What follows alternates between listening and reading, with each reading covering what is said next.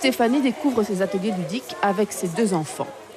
Installée en Guyane depuis 3 ans, elle tient à les sensibiliser à la nature et aux risques de pollution. Il y a des activités là pour permettre de découvrir les traces que l'homme laisse dans la nature et c'est vrai que c'est intéressant pour les enfants de les faire travailler là-dessus parce que c'est pas forcément des choses qu'on développe au quotidien. Donc ça permet d'y penser et peut-être de leur parler après plus tard lors de sentiers, de choses comme ça, de promenades en famille. À travers les 8 ateliers proposés, les visiteurs sont initiés au cycle de la forêt, à ses odeurs ou encore à la reconnaissance des graines et aux usages traditionnels des plantes. Forte d'une dizaine d'années d'expérience dans la protection de l'environnement, l'organisatrice de cette manifestation veut faire découvrir et aimer la nature pour donner l'envie de mieux la protéger. Bien comprendre l'écosystème avant de l'impacter.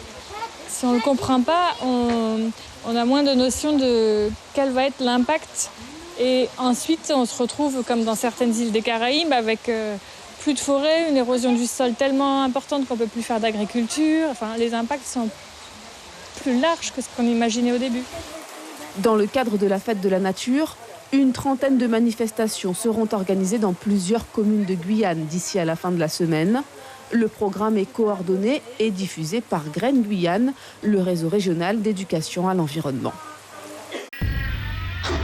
Suivez l'info sur Guyane la Première, télé, radio et internet.